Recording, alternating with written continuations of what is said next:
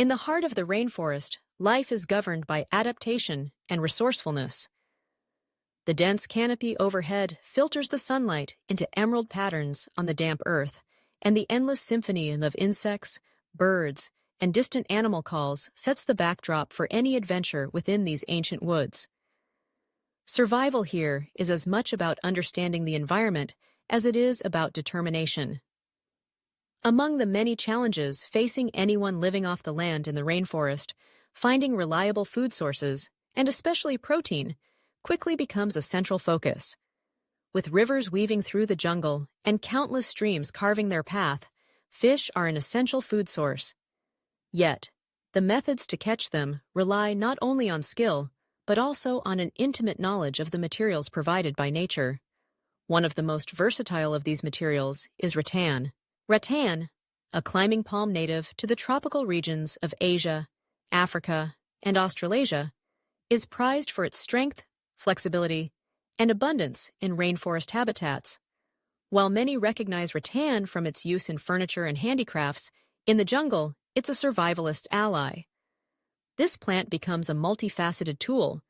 It offers cordage for shelter, weaving materials for baskets, and, importantly, the basis for ingenious fish traps. To begin the process of catching fish using rattan, the first task is to locate the vine.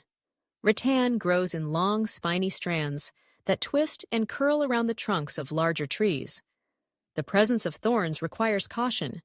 Protecting your hands is vital, and a machete or sharp knife is indispensable for harvesting the vine. After carefully cutting the fresh, supple strands, the next step is to clean them, stripping away any leaves or thorns, and then soaking them in water to increase flexibility. Properly prepared rattan will bend without snapping, a crucial trait for weaving effective traps. The basics of securing fish in the rainforest start with observation. At dawn or dusk, when fish are most active, still pools and gently flowing tributaries become alive with motion. Close attention is paid to the patterns, where fish swim, where they school, and which inlets offer the best chances for setting traps.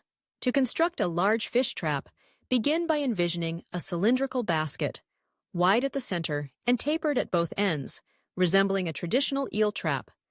Using the longest pieces of rattan, a circular base is formed, lashing several pieces together to create a sturdy frame. From here, vertical ribs are attached, radiating outward and woven tightly with thinner strips. Over time, the structure takes shape, forming a narrow front entrance and a closed back end. The opening is especially important. The inward-pointing spikes or funnel shape ensure fish can swim in but have difficulty escaping, guided by their natural tendencies to move forward. The artistry of the trap is not merely in its structure, but in its placement and in the subtleties of attraction. Rattan itself, when bruised or slightly crushed, releases a subtle scent that can pique the curiosity of some aquatic species. More potent, however, is baiting. In the rainforest, grubs, fruit pieces, or even some fragrant leaves may be placed inside to entice fish wary of the new addition to their habitat. With the trap built and baited, the site selection is crucial. Look for shallow bottlenecks along a stream, or sections where the water slows and forms quiet eddies. Here, fish gather naturally, seeking respite from stronger currents. The trap is weighted with stones and secured with additional rattan cordage to prevent it from drifting away. Concealment is also essential. Camouflage the trap using local vegetation, ensuring only the opening is visible, blending it seamlessly with the environment. Luring fish requires patience and an understanding of their habits. Sometimes the presence of the rattan itself, particularly when combined with other baits, acts as a lure, especially for curious species. As night falls and the humidity settles over the forest, one might hear the soft splashes as fish approach and enter the trap, drawn by the irresistible bait within.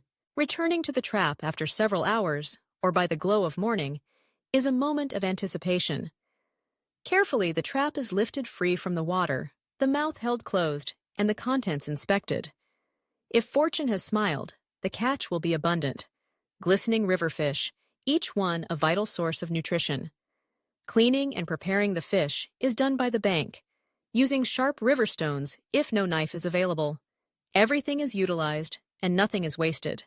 Scales, bones, and intestines may become bait for the next trapping session.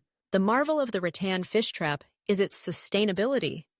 Unlike methods that damage riverbanks or overharvest, these woven baskets can be reused many times and allow smaller juvenile fish to escape, ensuring the continued health of the ecosystem. They are the product of tradition refined by generations, demonstrating a coexistence with the rainforest rather than domination. Beyond trapping, rattan finds further use in securing temporary shelters, providing handles for makeshift tools, or binding bundles of collected food.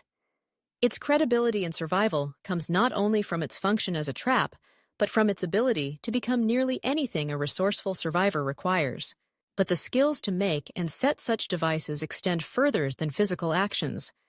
They are built upon careful observation, a patience at one with the rhythm of the rainforest, listening to the birds' warning cries, watching the clouds roll in before a downpour, reading the tracks along muddy banks. Such sensitivity to the world is necessary for more than just catching fish. It is the essence of survival in the rainforest. Fish are only one chapter in the story of living with the land. Surviving in this vibrant, challenging environment involves a constant negotiation, a deep respect for the dangers and gifts the rainforest has to offer. Harnessing rattan to catch fish reflects a timeless ingenuity, finding sustenance while maintaining harmony with the rivers and the trees. With each catch, with every skillful bend and knot of the rattan, knowledge is passed on. The rainforest's bounty is not for the careless or impatient. It rewards the observant, the patient, and those willing to learn from its ancient patterns. In this place, survival is not just about enduring. It's about thriving by working with the rhythms of life all around, relying on what nature provides, and giving back the wisdom earned day by day, fish by fish, rattan vine by vine.